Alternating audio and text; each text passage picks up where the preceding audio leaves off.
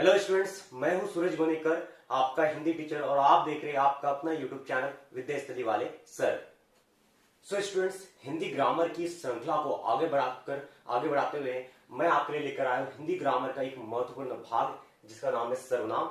तो सबसे पहले हम देखेंगे सर्वनाम क्या होता है, उसकी क्या परिभाषा होनी चाहिए, उसके प्रकार क्या क्या है, फिर उसके प्रकार की परिभाषा देखेंगे, उसकी फिर कुछ उदाहरण देखेंगे। प्रकार के भी प्रकार अगर होंगे तो उसे हम देखेंगे, कुछ उदाहरण देखेंगे कि सर्वनाम के प्रकार के उदाहरण क्या क्या होते हैं।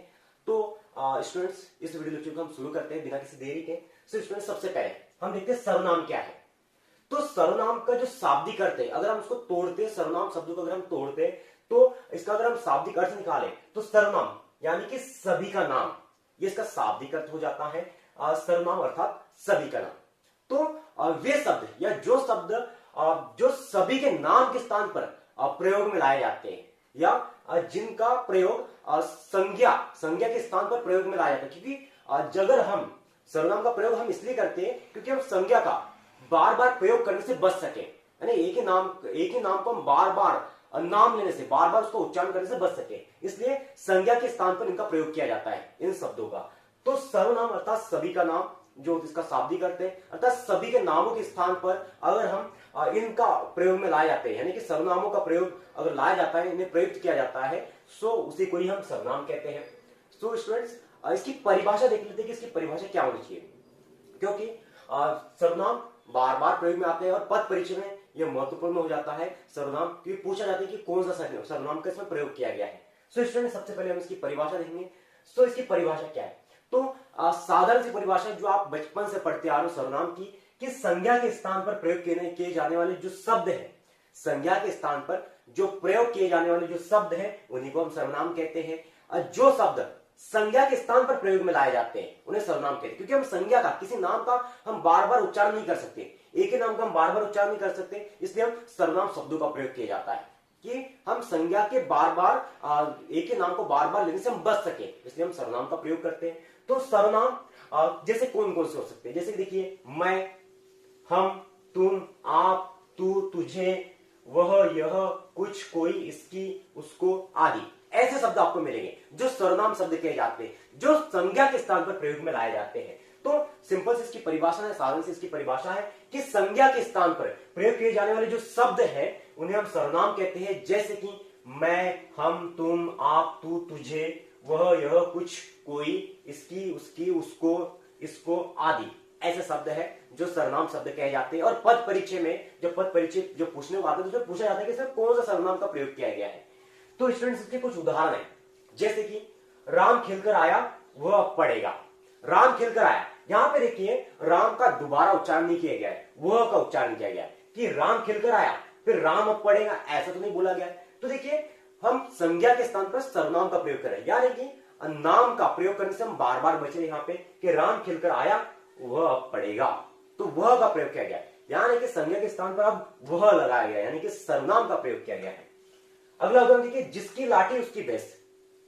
तो यहाँ पे सर्वनाम शब्दों का प्रयोग किया गया है कि जिसकी लाठी, किसी नाम का प्रयोग नहीं किया गया है। जिसकी लाठी यानी जिसकी भी लाठी होगी, जो भी व्यक्ति होगा उसका कुछ नाम होगा, तो जिसकी लाठी उसकी भैंस। सो यहाँ पे सर्वनाम शब्दों का प्रयोग किया गया है, यानी कि संज्ञा का प्रयोग नहीं किया गया। यहाँ पे संज्ञा के स्थान पर सर्वनाम शब्दों का प्रयोग किया गया है। हम भारत देश को नमन करते हैं, हम यानी कि हम भारतवासी भारत देश को नमन करते हैं। तो यहाँ पे हम जो है ये सर्वनाम शब्द है, यहाँ पे किसी का नाम नहीं दिया गया, यानी कि हम मतलब हम पूरे भारतवासी, हम भारत देश को नमन करते हैं, तो यहाँ पे सर्वनाम शब्द का प्रयोग किया गया। सो स्टूडेंट, सर्वनाम के 6 प्रकार होते हैं, कुल 6 प्रकार है सर्वनाम के। तो सर्वनाम के 6 प्रकारों में पहला जो प्रकार है इसका पुरुषवाचक सर्वनाम है, पहला जो प्रकार है पुरुषवाचक सर्वनाम। दूसरा जो प्रकार है निश्चयवाचक सर्वनाम, इसी भी हम देखेंगे क्या होता है निश्चयवाचक सर्वनाम। अनिश्चयवाचक सर्वनाम, इसी भी हम देखेंगे। संबंधवाचक सर्वनाम जो 4th नंबर पे, और 5वें नंबर पे प्रश्नवाचक सर्वनाम, और 6 नंबर पे है निजवाचक सर्वनाम। तो कुल इसके 6 प्रकार है, पुरुषवाचक सर्वनाम, निश्चयवाचक सर्वनाम, अनिश्चयवाचक सर्वनाम, संबंधवाचक सर्वनाम, प्रश्नवाचक सर्वनाम और निजवाचक सर्वनाम। तो ये कुछ संज्ञा के प्रकार है, इसकी हम परिभाषा देखेंगे और इसके कुछ उदाहरण देखेंगे। सो स्टूडेंट्स, सर्वनाम का हम पहला प्रकार को देखते हैं, उसकी परिभाषा क्या होनी चाहिए, उसके कुछ उदाहरण हम देखेंगे। तो सर्वनाम का जो पहला प्रकार है वो है पुरुषवाचक सर्वनाम। सो पुरुषवाचक सर्वनाम क्या होता है हम देख लेते हैं उसकी परिभाषा। सो जो सर्वनाम वक्ता यानी कि बोलने वाला, वक्ता यानी कि बोलने वाला, श्रोता यानी कि सुनने वाला, और अन्य यानी कि जिसके विषय में बात की जाती है। वक्ता, श्रोता और अन्य। वक्ता यानी कि बोलने वाला, श्रोता यानी कि सुनने वाला, और अन्य यानी कि जिसके विषय में बात की जा रही है। अगर ये तीन व्यक्ति या लोग आपस में मिलते हैं, इनके बारे में अगर बातें होती है, यानी कि वक्ता, श्रोता और अन्य का बोध कराता हो, जो सर्वनाम वक्ता, श्रोता और अन्य का बोध कराता हो, उस सर्वनाम को हम क्या कहते हैं? पुरुषवाचक सर्वनाम कहते हैं। वक्ता यानी कि बोलने वाला, श्रोता यानी कि सुनने वाला, और अन्य यानी कि जिसके विषय में बात की जाती है का बोध कराने वाले सर्वनाम पुरुषवाचक सर्वनाम कहलाते हैं। तो पुरुषवाचक सर्वनाम जो है उसके तीन प्रकार होते हैं। सो पहला जो प्रकार है वो है उत्तम पुरुष, जिसे हम फर्स्ट पर्सन भी कहते हैं। उत्तम पुरुष यानी कि फर्स्ट पर्सन, जैसे कि मैं, हम, ऐसे जो है, यानी मैं, हम, ये फर्स्ट पर्सन यानी कि उत्तम पुरुष कहलाते हैं। मैं, हम, हमारा, ये उत्तम पुरुष, या इसको हम प्रथम पुरुष या फर्स्ट पर्सन भी कह सकते हैं। और दूसरा इसका प्रकार है मध्यम पुरुष, यानी कि सेकंड पर्सन, जिससे हम बात करें, जैसे कि तू, तुम, आप, तू, तुम और आप, ये जो है ये सेकंड पर्सन यानी कि मध्यम पुरुष कहलाता है। और थर्ड है अन्य पुरुष, जिसे हम थर्ड पर्सन भी कहते हैं। ठीक है, अन्य पुरुष थर्ड पर्सन कहलाता है, जैसे कि यह, वह, ये, वे, उन्होंने, ये जो है वो थर्ड पर्सन यानी कि तृतीय पुरुष कहलाता है। सो इसके कुछ उदाहरण देख लेते हैं। जैसे कि पहला उदाहरण है, मैं गणेश को प्रणाम करता हूं। मैं यानी कि प्रथम पुरुष, ठीक है, प्रथम पुरुष या उत्तम पुरुष, मैं गणेश को प्रणाम करता हूं। तो यहां पे मैंने अपना नाम नहीं लिया, यानी कि संज्ञा, मैंने अपना खुद का नाम नहीं लिया, यानी कि मेरा नाम सूरज है तो मैंने अपना नाम नहीं लिया, मैंने उसकी जगह पे प्रयोग किया सर्वनाम का, कि मैं गणेश को प्रणाम करता हूं। तो मैं सर्वनाम शब्द का प्रयोग किया गया, नाम के स्थान पे सर्वनाम शब्द का प्रयोग किया गया। तो मैं यानी कि उत्तम पुरुष हो जाएगा। तो मैं गणेश को प्रणाम करता हूं। हमारा पढ़ना सफल रहा, हमारा मतलब यहाँ पे प्रथम पुरुष की बात की जा रही है, यानी कि उत्तम पुरुष की बात की जा रही है। हमारा पढ़ना सफल रहा। फिर अगला उदाहरण, तुम महान देशभक्त हो। तुम यानी कि सेकंड पर्सन यानी कि मध्यम पुरुष आ गए यहाँ पे, कि तुम महान देशभक्त हो, सेकंड पर्सन मध्यम पुरुष, कि तुम महान देशभक्त हो। आप समय पर आ गए, आप समय पर आ गए, यानी कि हम मध्यम पुरुष की बात कर रहे हैं, यानी कि सेकंड पर्सन की बात कर रहे हैं कि आप समय पर आ गए। तो यहाँ पे संज्ञा के स्थान पर हमने सर्वनाम शब्दों का प्रयोग किया है। अगला देखते हैं, वह वंशी बजा रहा था। वह वंशी बजा रहा था। आप देखिए न यहाँ पे फर्स्ट पर्सन है, यानी कि नहीं यहाँ पे उत्तम पुरुष है, नहीं मध्यम पुरुष है, वह वंशी बजा रहा था। अब वह कौन है नहीं पता, यानी जिसके विषय में बात की जा रही है, जिसके विषय में बात की जाती है, वह अन्य पुरुष कहलाता है। तो वह वंशी बजा रहा था, तो वह मतलब अन्य पुरुष आ जाएंगे यहाँ पे। वे लड़ते लड़ते वीरगति को प्राप्त हुए। वे लड़ते लड़ते वीरगति को प्राप्त हुए, वे मतलब अन्य पुरुष के बारे में बात कर रहे हैं हम, नहीं मैं, नहीं आप, नहीं बात कर रहे हैं हम अन्य पुरुष की। सो वे लड़ते लड़के वीरगति को प्राप्त हो गए। तो यहाँ पे देखिएगा कि सभी उदाहरण में, जैसे यहाँ पे मैं, हमारा, मैं और हमारा में हमने जो प्रयोग किया है वह है उत्तम पुरुष। तुम, आप, यहाँ पे हमने प्रयोग किया है मध्यम पुरुष का, और वह और वे यहाँ पे हमने प्रयोग किया है अन्य पुरुष, यानी कि ये सर्वनाम शब्दों का प्रयोग किया है जो पुरुषवाचक सर्वनाम के अंतर्गत आते हैं। सो ये था पुरुषवाचक सर्वनाम। अब इसके बाद हम अगला सर्वनाम देखते हैं, उसका प्रकार हम जानेंगे। सो स्टूडेंट्स, सर्वनाम का जो अगला प्रकार है वो है निश्चयवाचक सर्वनाम। सो निश्चयवाचक सर्वनाम क्या होता है उसकी हम परिभाषा देख लेते हैं। सो परिभाषा क्या है इसकी देखिएगा, जिन सर्वनाम शब्दों से निकट या दूर की, जिन सर्वनाम शब्दों से निकट या दूर की निश्चित वस्तु या व्यक्ति का बोध होता हो। पास की या दूर की, निकट की या दूर की, जिन सर्वनाम शब्दों से निकट की या दूर की निश्चित वस्तु, निश्चित होनी चाहिए, निश्चित वस्तु का या व्यक्ति का बोध होता हो, उसे हम निश्चयवाचक सर्वनाम कहते हैं। जैसे वहां पे किन सर्वनाम शब्दों का प्रयोग किया, जैसे कि यह, वह, ये, वे, इस, उसे आदि, ऐसे जो सर्वनाम शब्द है इनका प्रयोग किया जाएगा वहां पे, तो वहां पे निश्चित ही होगा, वो वाक्य कंप्लीट निश्चितता को जताएगा वो। सो जैसे कि उदाहरण देखिए इसका, यह मेरा विद्यालय, यह मेरा विद्यालय, तो यह यहाँ पे यह का प्रयोग किया गया, और मेरा विद्यालय मतलब निश्चित है यहाँ पे कि यह मेरा विद्यालय है। सो यह यहाँ पे यह सर्वनाम शब्द का प्रयोग किया गया है। इस व्यक्ति को मैं जानता हूं, तो यहाँ पे देखिए इसका प्रयोग किया गया है। इस व्यक्ति को मैं जानता हूं, यानी निश्चित तौर पे जानता हूं, यहाँ पे निश्चय है, पूरी तरह से निश्चित है, ठीक है। वे हमारे परिवारजन है, वे हमारे परिवारजन है। सो वे यानी निश्चित है कि आपके फैमिली मेंबर है, वो परिवारजन है। उसे प्राणदंड दिया गया, उसे प्राणदंड दिया गया, मतलब निश्चित तौर पे उसे प्राणदंड दिया गया। वो बहुत सुंदर है, तो निश्चित तौर पे वो सुंदर होगा, इसलिए हम बोल रहे हैं कि वो बहुत सुंदर है। तो यहाँ पे वह सर्वनाम शब्द का प्रयोग किया गया है। तो ऐसे जो सर्वनाम है ये निश्चयवाचक सर्वनाम कहलाते हैं। अगला जिसका जो प्रकार है वो है अनिश्चयवाचक सर्वनाम। सो अनिश्चयवाचक सर्वनाम क्या होता है, इसकी क्या परिभाषा होगी, देखिएगा, जिन सर्वनाम शब्दों से किसी निश्चित वस्तु या व्यक्ति का बोध नहीं होता हो या न हो, उसे हम अनिश्चयवाचक सर्वनाम कहते हैं।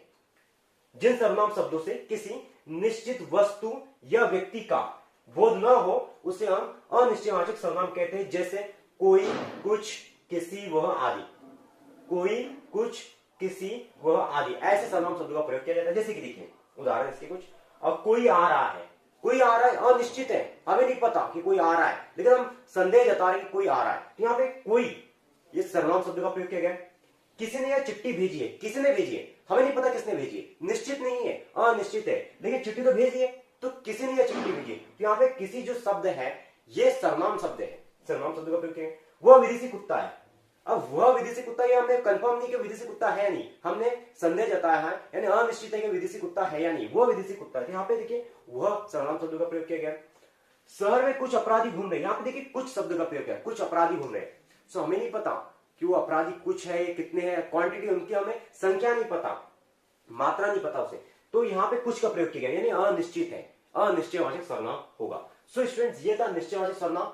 इसके हमने कुछ उदाहरण देखे, इसकी कुछ परिभाषा देखी, और यह, वह, ये, वे, इस, उसे, ऐसे शब्द, ऐसे सर्वनाम शब्दों का प्रयोग किया जाता है।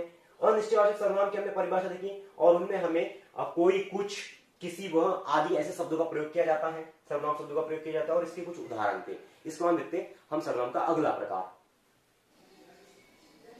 सो स्टूडेंट्स सर्वनाम के अगले प्रकार को हम देखते हैं, उसमें अगला प्रकार है संबंधवाचक सर्वनाम। तो इसकी क्या परिभाषा होनी चाहिए हम देखते हैं। और वाक्य में, कोई भी वाक्य हो, वाक्य में संज्ञा या सर्वनाम के साथ संबंध प्रदर्शित करने के लिए, वाक्य में संज्ञा या सर्वनाम के साथ संबंध प्रदर्शित करने के लिए जिन सर्वनाम शब्दों का प्रयोग किया जाता है उन्हें संबंधवाचक सर्वनाम कहते हैं। वाक्य में, एक बार फिर से हम देखेंगे, वाक्य में संज्ञा या सर्वनाम के स्थान पर, संज्ञा या सर्वनाम के साथ संबंध प्रदर्शित करने के लिए जिन सर्वनाम शब्दों का प्रयोग किया जाता है उन्हें संबंधवाचक सर्वनाम कहते हैं। जैसे कि उसका, उसकी, उसके, वही, जिसका, उस, जिसकी, जिसके, जो, सो, जैसा, वैसा, जिन्होंने, उन्होंने, आदि ऐसे शब्द आपको, सर्वनाम शब्द आपको मिल सकते हैं उदाहरण में। तो ऐसे शब्द अगर आते हैं और वो कोई संबंध प्रदर्शित कर रहे हैं संज्ञा या सर्वनाम के साथ, तो उसे हम कहेंगे संबंधवाचक सर्वनाम कहते हैं। जैसे कि उदाहरण देखिएगा, जैसी करनी वैसी भरनी, यहाँ पे जैसी और वैसी संज्ञा के साथ, संज्ञा के स्थान पर सर्वनाम शब्दों का प्रयोग किया गया। जैसी करनी वैसी भरनी, संज्ञा या सर्वनाम के स्थान पर। तो जैसी करनी वैसी भरनी, यहाँ पे जैसी और वैसी का प्रयोग किया गया है। जो देता है सो लेता है, तो यहाँ पे देखिए जो और सो का प्रयोग किया गया, यानी सर्वनाम शब्दों का प्रयोग किया गया है। जो कहा गया वही करो, तो यहाँ पे जो और वही सर्वनाम शब्दों का प्रयोग किया गया है। जिन्होंने प्रदर्शन किया उन्होंने पुरस्कार पाया, तो यहाँ जिन्होंने और उन्होंने यानी संज्ञा या सर्वनाम के स्थान पर हम किसका प्रयोग करें, उन सर्वनाम शब्दों का प्रयोग करें जो संबंध प्रदर्शित कर रहे हैं संज्ञा या सर्वनाम के साथ। ठीक है, तो ये था संबंधवाचक और सर्वनाम। तो अब अगला देखते हैं हम प्रश्नवाचक सर्वनाम क्या है। सो प्रश्नवाचक सर्वनाम, इसकी परिभाषा हम देख लेते हैं। सो प्रश्न पूछने के लिए जिन सर्वनाम शब्दों का प्रयोग किया जाता है, प्रश्न पूछने के लिए जिन सर्वनाम शब्दों का प्रयोग किया जाता है उन्हें प्रश्नवाचक सर्वनाम कहते हैं। यानी कि संज्ञा के स्थान पर, हम संज्ञा का प्रयोग नहीं कर रहे, संज्ञा के स्थान पर जिन सर्वनाम शब्दों का प्रयोग किया जाता है प्रश्न पूछने के लिए, उन्हें हम कहते हैं प्रश्नवाचक सर्वनाम। जैसे कि कौन, कैसे, कब, कहा, क्या आदि ऐसे शब्द अगर आपको मिलते हैं, कौन, कैसे, कब, कहा, क्या आदि ऐसे शब्द आपको, ऐसे सर्वनाम शब्द आपको मिलते हैं जो प्रश्न पूछने के लिए प्रयोग में लाए जाते हैं, उन्हें हम कहेंगे प्रश्नवाचक सर्वनाम। उदाहरण देखेंगे हम इसका। धनुष किसने तोड़ा, पहला उदाहरण, धनुष किसने तोड़ा, हम प्रश्न कर रहे हैं कि धनुष किसने तोड़ा। देखिए किसने का प्रयोग किया गया यहाँ पे, तो प्रश्न पूछ रहे हैं किसने तोड़ा, प्रश्नवाचक चिन्ह आएगा यहाँ पे। तो किसने यानी कि सर्वनाम शब्द का प्रयोग किया गया है यहाँ पे प्रश्न पूछने के लिए। अतिथि को क्या चाहिए, अतिथि को क्या चाहिए, तो प्रश्न पूछ रहे हैं हम कि अतिथि को क्या चाहिए, तो यहाँ क्या सर्वनाम शब्द का प्रयोग किया गया है। कौन शोर कर रहा है, कौन सर्वनाम शब्द का प्रयोग किया गया है। और प्रश्न पूछ रहे कौन शोर कर रहा है, तुम कहां रहते हो, प्रश्न पूछ रहे तुम कहां रहते हो, तो यहां पे कहां प्रश्न का प्रयोग किया जा रहा है। यहां पे देखिए सर्वनाम यहां पे तुम है, लेकिन यहां पे सर्वनाम शब्द का प्रयोग किया जा रहा है प्रश्न पूछने के लिए, तो कहां रहते हो, तो यहां पे कहां आया। तो ऐसे अगर आपको शब्द मिल जाते हैं जो संबंध अगर बताते हो या फिर प्रश्न पूछे जाते हो, तो वहां पे इस तरह के आपको उदाहरण मिल जाएंगे। सो स्टूडेंट्स, ये हमने देखा संबंधवाचक सर्वनाम क्या होता है और प्रश्नवाचक सर्वनाम क्या होता है। अंतिम हम देखेंगे निजवाचक सर्वनाम क्या होता है। सो स्टूडेंट्स, सर्वनाम का जो अंतिम प्रकार है वो है निजवाचक सर्वनाम। तो इसकी परिभाषा हम देखते हैं कि इसकी परिभाषा क्या होगी। जो सर्वनाम स्वयं या कर्ता के लिए ही प्रयोग किए जाते हैं, जो सर्वनाम स्वयं या कर्ता के लिए ही प्रयोग में लाए जाते हैं या उनका वो प्रयुक्त तो होते हैं, उन्हें हम निजवाचक सर्वनाम कहते हैं। जैसे कि अपना, स्वयं, खुद, अपने आप आदि ऐसे शब्द अगर आपको मिलते हैं किसी वाक्य में कि जो सर्वनाम स्वयं के लिए या कर्ता के लिए ही प्रयुक्त किए जाते हैं या प्रयोग में लाए जाते हैं, उन्हें हम निजवाचक सर्वनाम कहते हैं। जैसे कि मैं स्वयं, खुद, अपने आप, ऐसे, अपना, ऐसे शब्द अगर आपको मिलते हैं किसी वाक्य में, तो वो निजवाचक सर्वनाम के उदाहरण होंगे। जैसे कि उदाहरण देखिएगा, मैं स्वयं चला आता हूं, मैं स्वयं चला आया, मैं स्वयं ही चला आया, यानी कि अपने आप की बात की जा रही है कि मैं स्वयं ही चलाया, यानी कि यहाँ पे कर्ता के लिए प्रयोग हो रहा है, स्वयं के लिए प्रयोग हो रहा है। मीरा भाई अपने आप नाचने लगी, अपने आप ही नाचने लगी, यहाँ पे भी कर्ता के लिए प्रयोग होने लगा, स्वयं के लिए प्रयोग होने लगे हैं सर्वनाम शब्द। वे खुद ही खोजते चले आए, वे खुद ही, अब देखिए खुद ही मतलब स्वयं से ही, यानी खुद ही। तो ऐसे शब्द है जो मिलेंगे आपको सर्वनाम शब्द, वो आपको निजवाचक सर्वनाम के उदाहरण मिलेंगे। तो ये इसकी कुछ परिभाषा थी और इसके कुछ एग्जाम्पल थे। सो स्टूडेंट्स, यहां आपका सर्वनाम कंप्लीट हो जाता है। सो स्टूडेंट्स, आप देख रहे थे हमारा यूट्यूब चैनल विद्या स्टडी वाले सर। अगर आपको ये वीडियो लेक्चर अगर आपको पसंद आया तो आप इसे जरूर लाइक करिए, हमारे यूट्यूब चैनल को जरूर सब्सक्राइब कीजिए। अधिक से अधिक जानकारी के लिए, अधिक से अधिक वीडियो लेक्चर के लिए आप बेल आइकन को जरूर क्लिक कीजिए, जिससे आपको नोटिफिकेशन मिलते रहेंगे नए नए वीडियो लेक्चर की। सो स्टूडेंट्स, अगर आपको किसी प्रकार कोई डाउट्स हो इस वीडियो लेक्चर में, तो आप जरूर अपने कमेंट भेजिए। अधिक जानकारी के लिए आप हमारे यूट्यूब चैनल पे सब्सक्राइब जरूर कीजिए।